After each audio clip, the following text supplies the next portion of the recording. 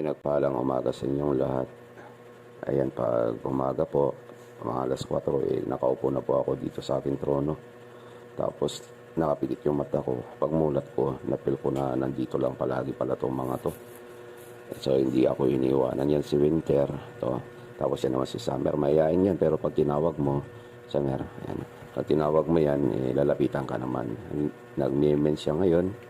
Kaya, kinulong muna namin si Ren kasi masyadong agresibo.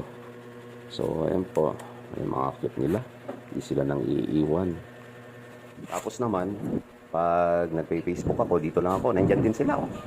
Talagang, ngayon na-appreciate ko talaga yung paglapit nila. Parang ramdam nila yung ramdam mo. Si Ring naman, medyo kawawa sa ngayon kasi nakakulong. Pero yun, mas malambing yung kay lalaki. Ting, ting, ting, ting. Ayun. Maraming salamat sa panonood. Ingat po ang lahat. God bless. Bye-bye.